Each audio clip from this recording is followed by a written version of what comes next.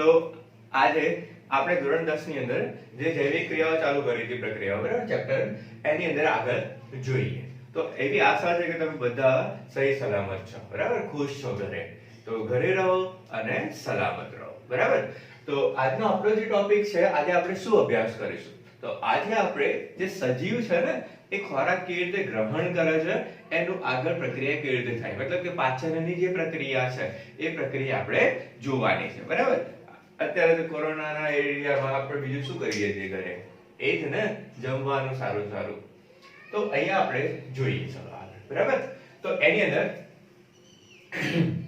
સજીવ જે છે એ ખોરાક કેવી રીતે ગ્રહણ કરશે તો સ્ટાર્ટિંગ આપણે શાનાથી કરીએ તો કે જે સરળ પ્રકારના સજીવો છે ત્યાંથી આપણે ઉપર જઈએ બરાબર મનુષ્યમાં પાછળથી જોઈશું તો જેમ કે સરળ સજીવ કયો સરળ સજીવ છે ઉદાહરણ તરીકે આપણને કોઈ ખબર છે તો કે જેમ કે અમીબા છે અને પેરામીશિયમ છે બરાબર પહેલા આપણે અમીબા અને પેરામીશિયમ થી સ્ટાર્ટ કરીએ તો જો એ ખોરાકને કેવી રીતે ગ્રહણ કરે છે તો જેમ કે આપણે ઉદાહરણ તરીકે શું લીધું છે તો કે ઉદાહરણ તરીકે આપણે અભ્યાસ કરીએ છીએ શાના વિશે તો કે અમીબા વિશે બરાબર કે અમીબા જે છે એ ખોરાક કેવી રીતે ગ્રહણ કરશે તો જેમ કે અમીબા જે છે એ કેવું સજીવ છે તો કે સૂક્ષ્મ સજીવ છે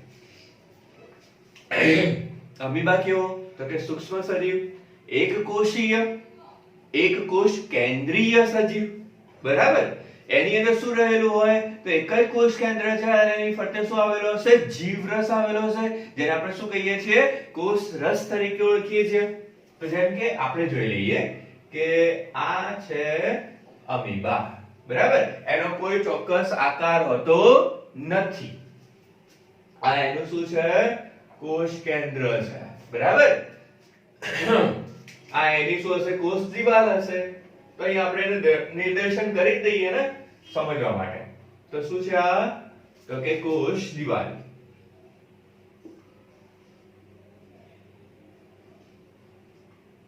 બરાબર નેક્સ્ટ આ શું છે તો કોષ કેન્દ્ર હવે આ કોષ કેન્દ્રની ફરતે શું રહેલું છે તો કોષ કેન્દ્રની ફરતે મતલબ કે આ જે ભાગ છે અમીબા છે એની અંદર શું જોવા મળશે આપણને તો કોષ રસ જોવા મળશે ઓકે હવે જુઓ આ અમીબા જે છે એ ખોરાક કેવી રીતે ગ્રહણ કરશે કારણ કે સરળ પ્રકારનો સજીવ છે એ કેવી રીતે ખોરાકને ગ્રહણ કરશે તો માની લો કે આ એનો જે ખોરાક છે ને એ ખોરાક અહીંયા છે બરાબર આ શું છે તો કે અમીબાનો ખોરાક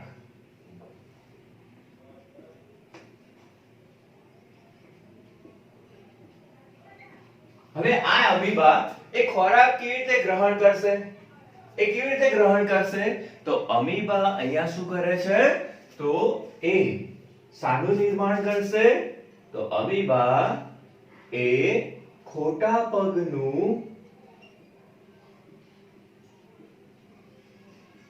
નિર્માણ કરે બરાબર એટલે કે સૂક્ષ્મ આંગળી જેવા પ્રવર્ધોનું નિર્માણ કરે અને એ ખોરાકને શું કરતો હોય છે ગ્રહણ કરતો હોય છે બરાબર તો જેમ કે અહીંયા આ જે ભાગ છે એ બધો કોષરસ શું કરશે ને એક દિશામાં ધકેલશે બધો કોષરસનો જે જીવરસનો જે ભાગ છે એ બધો એક દિશામાં શું થાય ધકેલાય જે ખોરાક જે જગ્યાએ છે એ ખોરાકના ભાગે શું થશે ધકેલાશે તો અહીંયા દબાણ કોના ઉપર આવે કોષ દિવાલ ઉપર આવે તો એ કોષ દિવાલ ઉપર દબાણ આવવાના કારણે એ જે ભાગ છે એ ભાગ કેવો થવાનો વિસ્તરવાનો બરાબર આ રીતે શું કરશે એ નિર્માણ થશે બરાબર આ રીતે રચના બનાવશે તો આને શું કહીશું આપણે ખોટા પગ જેને ઇંગ્લિશમાં શું કહેવામાં આવે ફોલ્સ લેગ તરીકે ઓળખવામાં આવે તો ખોટા પગનું નિર્માણ કર્યું કે જે કેવો છે પ્રવર્ધ સ્વરૂપે છે હવે ધીરે ધીરે ધીરે ધીરે શું કરશે એ ખોરાકની ફરતે વીંટળાઈ જશે બરાબર અને ખોરાકને શું કરે છે અંદરની તરફ દાખલ કરાવે છે હવે એ જે ખોરાક છે એ ખોરાકનું આ જીવરસની મદદથી એ શું કરશે અમીબા તો એ ખોરાકનું પાચન કરશે, બરાબર, ખોરાકમાંથી પોષણ મેળવશે અને પોષણ મેળવી, બરાબર, એ શું કરશે, એની જે પ્રક્રિયા થતી હોય જૈવિક પ્રક્રિયા, એ જૈવિક પ્રક્રિયા કરાવશે. બાકીનો જે ખોરાક હશે જે પાચન નથી થતો એવા ખોરાકને શું કરશે, મતલબ કે અપાચિત ખોરાકને અપાચિત ભાગને એ શું કરશે, તો કે આ જે કોષ દિવાલ છે ને એની જે સ્તર છે ને એની બહાર એને શું કરશે, મુક્ત કરશે. એટલે કે જેટલી જરૂરિયાતની વસ્તુ હશે એમાંથી પોષણ મેળવી લેશે, બાકીના ભાગમાંથી એ શું થઈ જશે, તો કે જે નકામો ભાગ છે, અપાચિત ભાગ છે, બરાબર, એને શું કરશે, શરીરમાંથી, એટલે કે શરીર દિવાલ દ્વારા એમાંથી શું કરશે, મુક્ત કરશે. ઓકે, તો આ થઈ ગયું અમીબાની અંદર પોષણ. આવા જ પ્રકારનું પોષણ શામાં જોવા મળે છે, તો આવા જ પ્રકારનું પોષણ આપણને જોવા મળે છે પેરામીશિયમની અંદર, બરાબર. પેરામીશિયમમાં પણ આ જ પ્રકારે શું થાય છે, પોષણ મેળવતા હોય છે, કારણ કે એ પણ કેવો સજીવ છે, તો કે સૂક્ષ્મ પ્રકારનો છે, સરળ પ્રકારનો છે, એક કોષ કેન્દ્રીય સજીવ છે, બરાબર. આટલું સમજાય છે? ઓકે, તો હવે જો આ તો થઈ ગયું સરળ પ્રકારનું પોષણ, મતલબ કે સરળ પ્રકારના સજીવોનું પોષણ કે કેવી રીતે પોષણ મેળવે છે. તો હવે આગળ જોવું હોય તો આગળ આપણે ઉચ્ચ કક્ષાના સ્તર જેને આપણે કહીએ છીએ માનવ, બરાબર, મનુષ્યની અંદર પોષણ જોઈએ કે મનુષ્ય એ પોષણ કેવી રીતે મેળવે છે, પાચન કેવી રીતે કરાવે છે, બરાબર. તો જોઈએ ચલો આગળ. સમજાય છે ને અહીંયા સુધી? તો સમજાય છે તો એને લાઈક કરો, વિડિયોને સબસ્ક્રાઇબ કરો અને તમારા મિત્રો સુધી આગળ પહોંચતો કરો કે જેથી કરીને મેક્સિમમ સ્ટુડન્ટ્સને, મેક્સિમમ વિદ્યાર્થીને આનો લાભ મળે. કારણ કે અત્યારે ઘરે બેઠા આપણે શું કરીશું, તો કે અભ્યાસ કરીશું, બરાબર. તો ચલો જોઈએ. તો કે મનુષ્યમાં, એટલે કે માનવમાં પોષણ,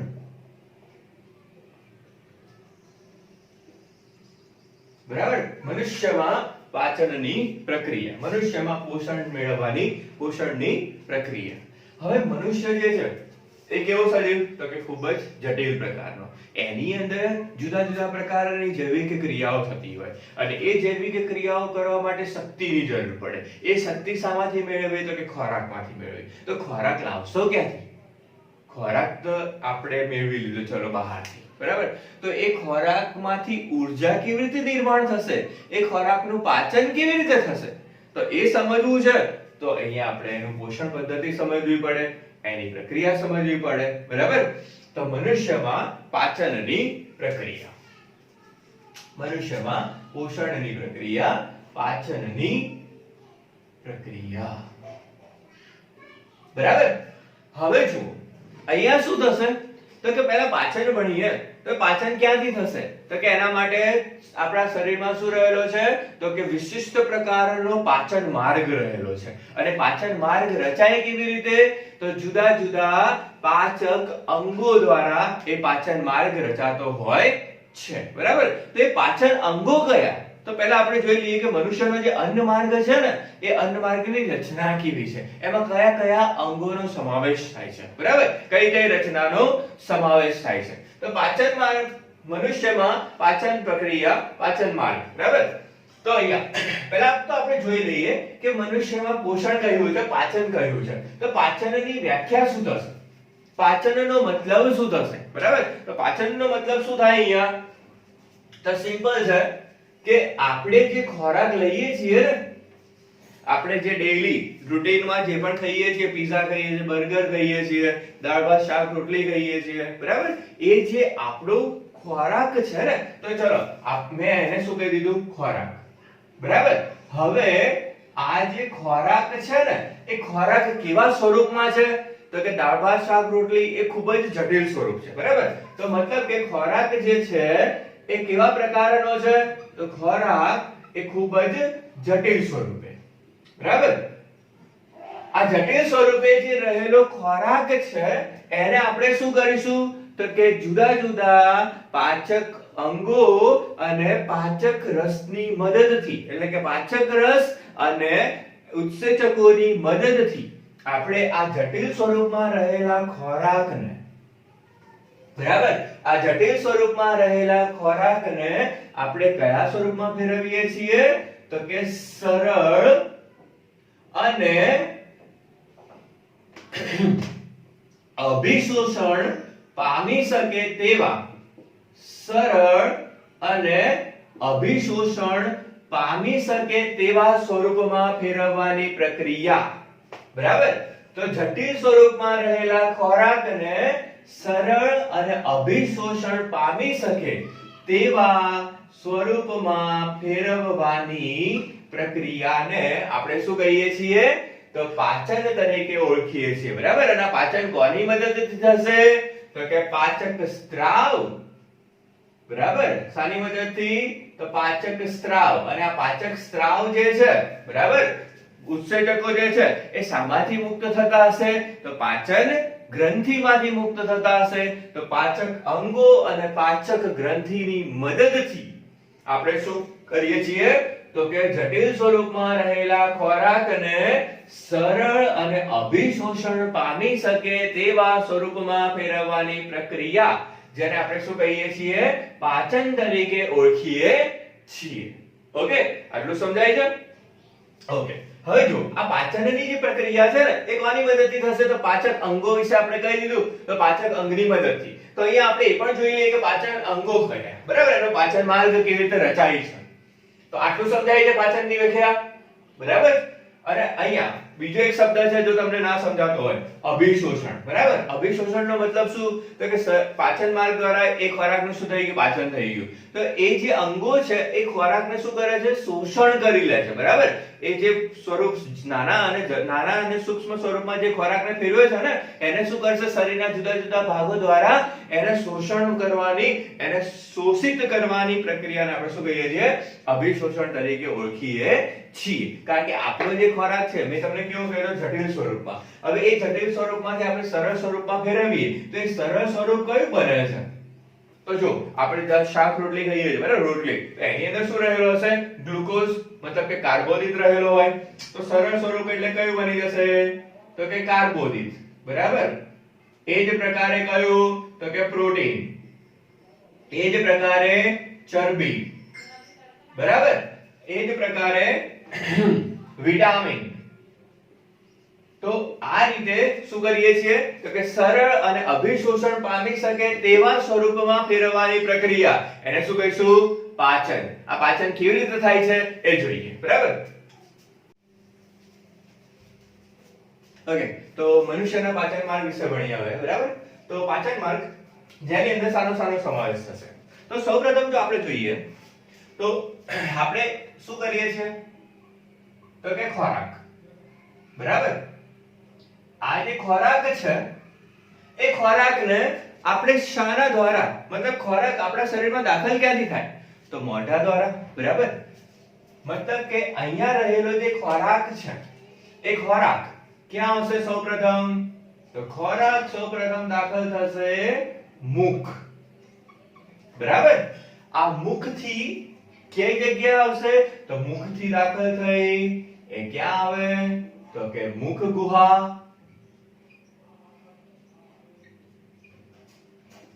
બરાબર. હવે મુખ ગુહાથી ખોરાક ક્યાં દાખલ થશે? તો મુખ ગુહાથી એ જે ખોરાક છે એ ખોરાક આવશે અન્નનળીમાં, કે જે નલિકામય રચના. આ અન્નનળી દ્વારા એ જે ખોરાક છે એ ક્યાં દાખલ થાય?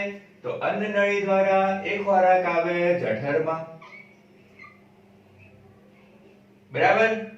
જઠરથી એ ક્યાં દાખલ થશે? તો જઠરથી એ આવશે સૌપ્રથમ નાના આંતરડામાં. બરાબર. નાના આંતરડાથી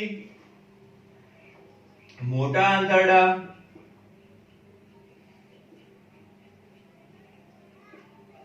મોટા આંતરડાથી એ ક્યાં દાખલ થશે? તો મોટા આંતરડાથી એ, હવે જો આટલે સુધીનો જે ભાગ છે ને મોટા આંતરડા સુધીનો, મુખથી લઈ અને મોટા આંતરડા સુધીનો જે ભાગ છે ને ત્યાં સુધી આપણે જે ખોરાક લીધો છે એ ખોરાક સંપૂર્ણપણે શું થઈ જાય તો કે એ પાચન થઈ જાય, બરાબર. પરંતુ અમુક એવો ભાગ હોય છે કે જે પાચન થઈ શકતો નથી, મતલબ કે જેને આપણે શું કહીશું અપાચિત ખોરાક. એ અપાચિત ખોરાક છે ને એ મોટા આંતરડાથી અપાચિત ખોરાક, બરાબર, યાદ રાખજો હું શું કહું છું. અપાચિત ખોરાક જે છે એ મોટા આંતરડાથી ક્યાં આવે છે તો એ મોટા આંતરડાથી એ ક્યાં આવશે તો મોટા આંતરડાથી એ આવશે મળમાર્ગ. ક્યાં આવશે મળમાર્ગ. અને મળમાર્ગની અંદર એ મળાશયની અંદર શું થાય જમા થાય. મળમાર્ગ એમાં કઈ જગ્યાએ તો કે મળાશય. એ મળાશયમાંથી મળ દ્વાર દ્વારા મળાશયમાંથી ક્યાં આગળ તો કે મળ દ્વાર દ્વારા એ શરીરની બહાર શું થાય છે તો કે શરીરની બહાર એનો નિકાલ થશે.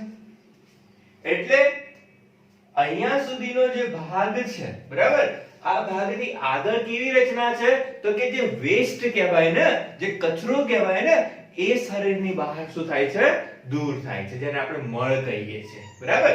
તો અહીંયા આ જે મનુષ્યનો પાચન માર્ગ છે એ પાચન માર્ગની શરૂઆત ક્યાંથી થઈ તો કે મુખથી, બરાબર. અંત ક્યાં થયો મળ દ્વાર. તો આવા પ્રકારનો જે પાચન માર્ગ હોય ને એને શું કહેવામાં આવે છે સંપૂર્ણ પ્રકારનો પાચન માર્ગ. મતલબ કે કોઈ એક જગ્યાએથી ખોરાક દાખલ થાય અને બીજી જગ્યાએથી બીજા ઓપન દ્વારા બીજા માર્ગ દ્વારા એ જે કચરો છે એ બીજા માર્ગ દ્વારા શું થાય શરીરની બહાર એનો નિકાલ કરે.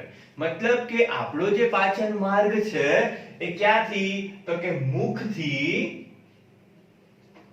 ક્યાં સુધી લંબાયેલો છે તો કે મળ દ્વાર સુધી લંબાયેલો છે. એટલા માટે શું કહીએ છીએ સંપૂર્ણ પ્રકારનો પાચન માર્ગ, બરાબર, સંપૂર્ણ પાચન માર્ગ તરીકે ઓળખીએ છીએ.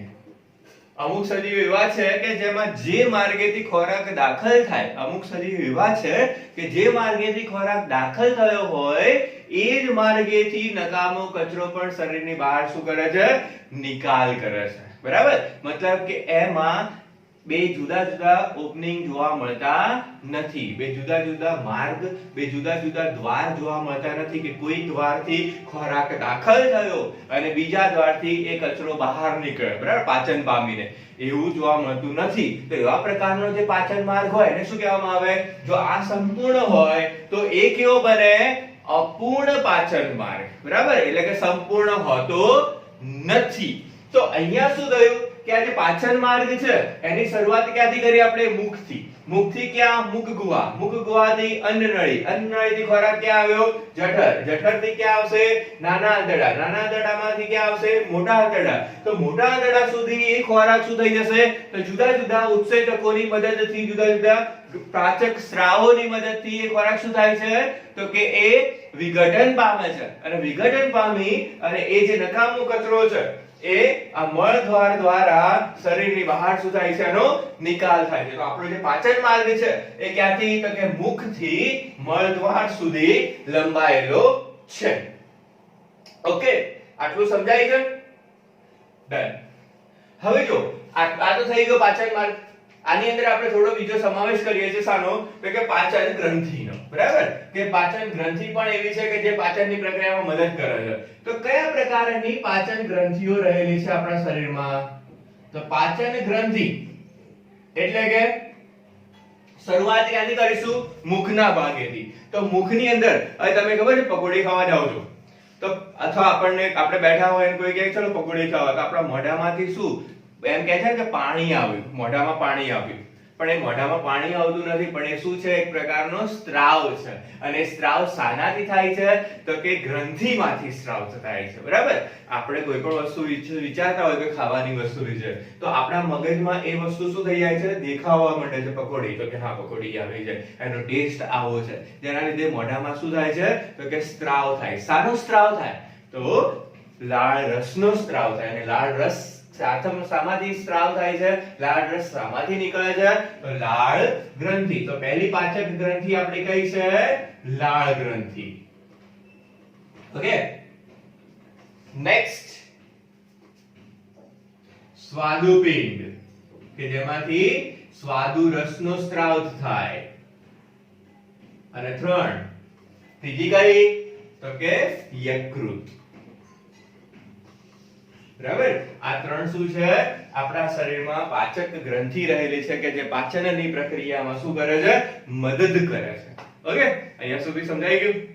હવે આ પ્રક્રિયા જોઈ લઈએ. બરાબર, કે પાચન વાળતો છે, એની અંદર પાચનની પ્રક્રિયા કેવી રીતે થશે. તો સૌપ્રથમ શું થાય? ખોરાક ક્યાં દાખલ થયો? મુખ. હવે આ મુખની અંદર શું રહેલું છે? મુખમાં શું રહેલું છે? મને એમ કહ્યું, તમારું જે મુખ ગુહા છે એ મુખ ગુહા શાનાથી બનેલી છે? તો કે મુખ અને મુખ ગુહા એ ભાગે શું જોવા મળે આપણને? તો કે ત્યાં રહેલી છે દાંત, દાંતની રચના, અને બીજું શું આવેલું છે? તો કે લાળ ગ્રંથિ. બરાબર, આટલું સમજાઈ ગયું? હવે જો આ જે ખોરાક છે એ ખોરાક મુખ દ્વારા અંદર દાખલ થયો, તો આપણા દાંત શું કરે છે? એ ખોરાકને નાના નાના ટુકડાઓમાં વિભાજિત કરે છે. બરાબર, હવે આ જે લાળ ગ્રંથિ છે એ લાળ ગ્રંથિનું કામ શું? તો એ જે નાના નાના ટુકડામાં વિભાજિત થયેલો જે ખોરાક છે ને એ એની સાથે લાળ રસને મિશ્ર કરે છે. બરાબર, લાળ ગ્રંથિ શાનો સ્ત્રાવ કરે? તો કે લાળ રસનો સ્ત્રાવ કરે. આ લાળ રસની અંદર મુખ્યત્વે જોઈએ ને તો 95% તો શું રહેલું છે? 95 થી 99% તો શું રહેલું છે? ખાલી ને ખાલી પાણી જ રહેલું છે. બરાબર, બાકીનો જે ભાગ છે એની અંદર જુદા જુદા સ્ત્રાવ છે, જુદા જુદા ક્ષાર રહેલા છે. બરાબર, તો હવે જે લાળ રસ છે એ લાળ રસની અંદર શું રહેલું છે? લાળ રસ શું કરે છે? તો ખોરાકને ભીનો કરે છે. બરાબર, એને કોળિયો કહીએ છીએ ને આપણે. ખોરાકને કેવો કરે છે? ભીનો કરે છે. હવે લાળ રસની અંદર બે પ્રકારના શું રહેલા છે? ઉત્સેચકો રહેલા છે. બરાબર, કયા કયા? તો એક અમાઇલેઝ, એક કયો છે? એમાઇલેઝ, અને બીજો કયો છે? લાઇસોઝોમ. બરાબર, બીજો કયો છે? લાઇસોઝાઇમ. આ બે પ્રકારના સ્ત્રાવ લાળ રસમાં રહેલા હોય. હવે આ બંનેનું કામ શું? બંને શું કામ કરશે? તો એક જે છે, આટલું સમજણ પડે છે ને? તો હું આગળ આને થોડું રફ કરીએ છીએ આપણે.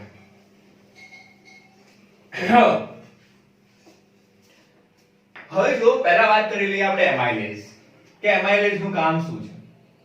તો એમાઇલેઝ શું કરશે? જે આપણે ખોરાક લીધો છે ને એ ખોરાકમાં શું રહેલી હશે? તો કે જટિલ શર્કરા, મતલબ કે સ્ટાર્ચ લઈએ. બરાબર, તો એમાઇલેઝ નું કામ શું છે? તો કે સ્ટાર્ચ. બરાબર, કયા પ્રકારની? તો કે જટિલ શર્કરા. આ સ્ટાર્ચ ને એમાઇલેઝ શું કરે છે? તો કે એમાઇલેઝ દ્વારા આ સ્ટાર્ચ નું જળ વિભાજન થાય, એટલે કે એ વિઘટિત થાય. તો સ્ટાર્ચ એનું કોના દ્વારા? તો કે અમાઇલેઝ દ્વારા. એમાઇલેઝ ઉત્સેચક દ્વારા એ સ્ટાર્ચ શું થશે? સરળ શર્કરાની અંદર. શામાં? તો સરળ શર્કરામાં એ શું થાય છે? વિઘટન પામે છે. કઈ પ્રક્રિયા? તો એમાઇલેઝ કઈ પ્રક્રિયા કરાવે છે? તો કે જળ વિભાજનની. બરાબર, તો સ્ટાર્ચ એટલે કે પોલિસેકેરાઇડ, જટિલ અણુ કાર્બોદિતનો, એને કયા સ્વરૂપમાં ફેરવીએ છીએ આપણે? તો કે સરળ સ્વરૂપમાં ફેરવીએ છીએ, મતલબ કે ગ્લુકોઝ. બરાબર, ગ્લુકોઝ અને ફ્રુક્ટોઝ ના સ્વરૂપમાં આપણે એને શું કરીએ છીએ? ફેરવતા હોઈએ છીએ. માલ્ટોઝ ના સ્વરૂપમાં આપણે શું કરતા હોઈએ છીએ? ફેરવતા હોઈએ. એટલે કે પોલિસેકેરાઇડ ને આપણે કેવી શર્કરામાં ફેરવીએ છીએ? તો ડાઇસેકેરાઇડ અને મોનોસેકેરાઇડ માં ફેરવતા હોઈએ છીએ. બરાબર, અહીંયા સુધી સમજાઈ ગયું? હવે નેક્સ્ટ લાઇસોઝાઇમ. લાઇસોઝાઇમ નું કામ શું છે? લાઇસોઝાઇમ શું કરશે? તો સપોઝ કે તમે ક્યાંક બહાર ગયા છો, બરાબર. હવે સિમ્પલ વસ્તુ છે કે તમે કોઈ ખોરાક ખાઓ છો. હવે એ ખોરાકની અંદર, હવે વાતાવરણની અંદર તો ઘણા બધા બેક્ટેરિયા રહેલા છે, ઘણા બધા જીવાણુઓ રહેલા છે, બરાબર. તો એ જીવાણુ તમારા ખોરાક સાથે ચોંટીને ક્યાં આવે છે? તમારા શરીરમાં દાખલ થાય છે. તો એ જે જીવાણુ છે ને એ આપણા શરીરને અંદર દાખલ ના થાય, આપણને નુકસાન ના કરે, એના માટે ત્યાં શું રહેલું હોય છે? લાઇસોઝાઇમ. લાળ રસમાં રહેલો હોય એ શું કામ કરશે? તો કે જીવાણુઓનો, ખોરાકમાં રહેલા જીવાણુઓનો નાશ પ્રેરે છે, બરાબર. એનો શું કરે છે? નાશ કરે છે. ડન. આ થઈ ગઈ આપણી લાળ ગ્રંથિ. હવે શું થશે? તો કે મુખની અંદર ખોરાક દાખલ થયો, લાળ રસ મુખ મિશ્ર થઈ ગયાની સાથે હવે લાળ રસ સાથે એ જે ખોરાક છે એ ખોરાક ક્યાં આવશે? તો કે અન્નનળી મારફતે. આખો જે પાચન માર્ગ છે ને એ કેવો છે? સ્નાયુ રચના છે, બરાબર. સ્નાયુ નળીમય રચના છે. તો એ અન્નનળી મારફતે એ ક્યાં આવશે? જઠરની અંદર. હવે જો જેમ ખોરાક જઠરમાં દાખલ થશે એમ જે જઠર છે એ કેવું થતું જશે? પહોળું થતું જશે, બરાબર. કેમ? તો કે સ્નાયુમય રચના હોવાના કારણે. હવે એ જઠર કેવું થાય? મોટું બને. તો એ જઠરની અંદર જે આપણો ખોરાક છે ને એ લગભગ 4 થી 5 કલાક સુધી ત્યાં શું થાય? તો કે સંગ્રહ પામે. 4 થી 5 કલાક સુધી એ જે ખોરાક છે એ શું થાય છે? સંગ્રહ પામે છે. તમે આટલું લખી દીધું છે, બરાબર. તો જોઈએ આગળ.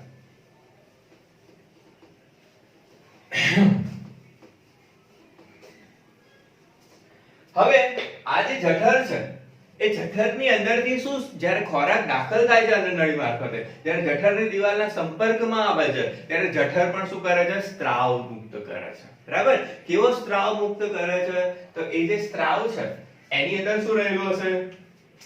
તો જઠરમાંથી મુક્ત થતો સ્ત્રાવ કે જેની અંદર શું રહેલું હોય છે? તો કે પેપ્સિન પ્રકારનો, બરાબર. પેપ્સિન પ્રકારનો ઉત્સેચક રહેલો છે.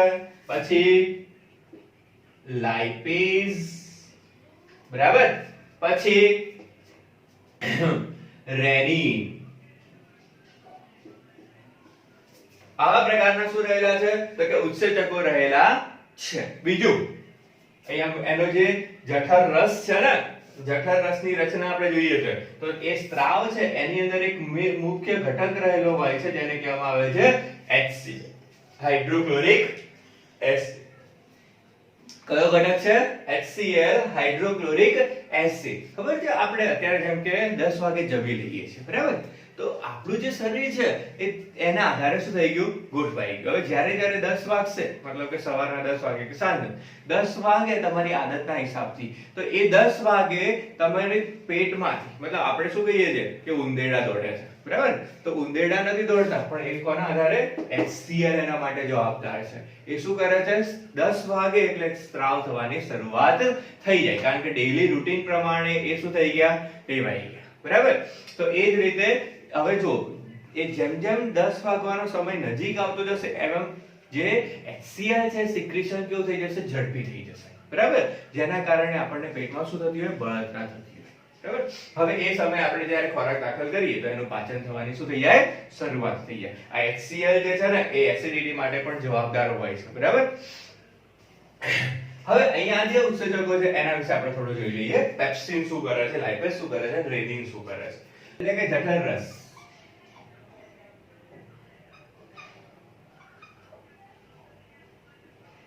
બરાબર. એ જઠર રસની અંદર કોણ? પેપ્સિન. આપણે કોનો અભ્યાસ કરવાનો છે? પેપ્સિન નો અભ્યાસ કરીએ, બરાબર. તો અહીંયા આ જે પેપ્સિન છે એ શાના માટે જવાબદાર? તો પેપ્સિન એ પ્રોટીનના વિઘટન માટે જવાબદાર. મતલબ કે કોનું પાચન કરાવે છે? તો કે પ્રોટીનનું પાચન કરાવતો હોય છે. નેક્સ્ટ જોઈએ. બીજો કયો છે? લાઇપેઝ.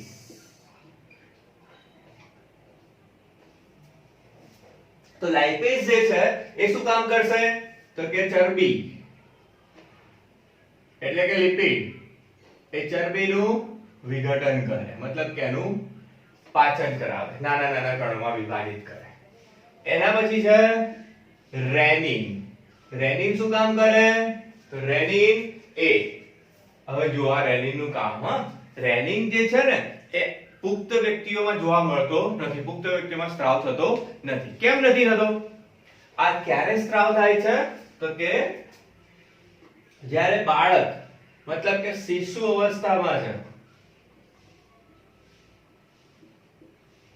બરાબર, ત્યારે જ આ રેનિન એમના શરીરમાં જોવા મળે. કેમ? કારણ કે આ જે શિશુ છે ને એ માતાનું દૂધ જ્યારે પીતો હોય ત્યારે માતાના દૂધની અંદર એક પ્રોટીન રહેલું હોય. એ માતાના દૂધમાં કયું પ્રોટીન રહેલું હોય છે? તો કે કેસીન, બરાબર, વ્હાઈટ કલરનું પ્રોટીન. એ કેસીન જે છે એ કેસીનનું આ શિશુ પાચન કરી શકતો નથી. તો આ રેનિનની મદદથી આ કેસીન જે છે એ શું થાય? પાચિત થાય. અને કેસીનનું શામાં ફેરવાય છે? તો કે કેસીન જે છે એ રેનિનની મદદથી શામાં ફેરવાય? પેરા કેસીનમાં ફેરવાય, બરાબર. હવે આ પેરા કેસીન જે છે ને, આ પેરા કેસીન એ શિશુ શું કરી શકે? એનું પાચન કરી શકે અને ગ્રહણ કરી શકે. સમજાઈ ગયું આટલું?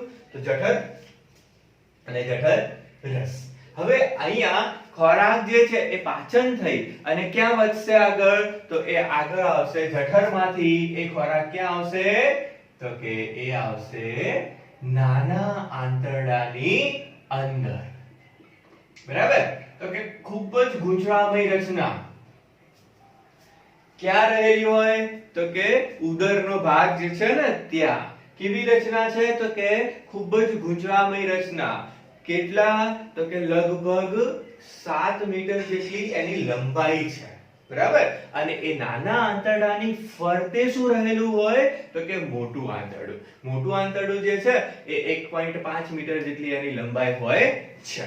હવે એ નાનું આંતરડું છે ને, આ નાના આંતરડાની અંદર સ્વાદુપિંડમાંથી મુક્ત થતો સ્વાદુરસ, પિત્તરસ અને આંત્રરસ, બરાબર. સ્વાદુરસ, પિત્તરસ અને આંત્રરસ શું થાય? તો કે એની અંદર ઠલવાય. ક્યાં? મોટા આંતરડામાં. હવે મોટું આંતરડું શું કરે છે?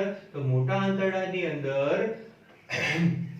ઘણા બધા પ્રકારના અંતઃસ્ત્રાવો, ઘણા બધા પ્રકારના ઉત્સેચકો ત્યાં જોવા મળે. એ ઉત્સેચક શું કરશે? એ જે ખોરાક છે એ ખોરાકનું ઝડપીથી વિઘટન કરે. કેવા? તો કે એ કયા કયા? તો કે પ્રોટીન, પછી ચરબી, પછી પ્રોટીન, ચરબી, પછી શર્કરા, બરાબર. જેનું શું કરે છે? તો કે અહીંયા તો એનું પાચન થાય જ છે જઠર રસની અંદર, પણ હજુ એને શું કરે છે? નાના ઘટકોમાં વિભાજિત કરે છે, બરાબર. આ નાના આંતરડાની અંદર ઘણા બધા પ્રકારના ઉત્સેચકો રહેલા હોય છે કે જે શું કરશે? પ્રોટીન, ચરબી અને શર્કરાનું એકદમ સરળ સ્વરૂપમાં એનું શું કરી લેશે? તો કે વિભાજન કરશે, એને ફેરવી દેશે, બરાબર. હવે આ જે ભાગ છે એ ક્યાં આવશે? તો કે નાના આંતરડાની અંદર શું થઈ ગયું? તો કે પ્રોટીન, ચરબી અને શર્કરા જે નાના નાના ઘટકો છે એનું શું થઈ જાય? શોષણ પામી જશે, બરાબર. હવે એ જે ભાગ છે ને એ ક્યાં ઠલવાય? તો કે એ આવે નાના આંતરડાથી મોટા આંતરડામાં. ક્યાં આવશે? નાના આંતરડાથી મોટા આંતરડાના ભાગે. હવે જો આ મોટું આંતરડું છે ને એ મોટા આંતરડામાં મુખ્યત્વે કોઈ પણ પ્રકારનું પાચનની પ્રક્રિયા જોવા મળતી નથી. જે પણ પાચન થવાનું છે ને એ સ્ટાર્ટ ક્યાં થયું? મુખ. મુખની અંદર શાનું? તો કે કાર્બોદિતનું, શર્કરાનું. એના પછી ક્યાં? જઠરની અંદર. જઠરની અંદર પ્રોટીન, ચરબીનું શું થઈ ગયું? પાચન થઈ ગયું. એના પછી ક્યાં આયા? નાના આંતરડામાં. નાના આંતરડાની અંદર પ્રોટીન, ચરબી, શર્કરા, બરાબર, વગેરેનું આપણે શું કરીએ છીએ? તો કે વિભાજન કરીએ છીએ, વિઘટન કરીએ છીએ, એને નાના નાના સ્વરૂપમાં ફેરવીએ છીએ. જ્યારે મોટા આંતરડાની અંદર કોઈ પણ પ્રકારના પાચનની પ્રક્રિયા જોવા મળતી નથી. અહીંયા શું થાય છે?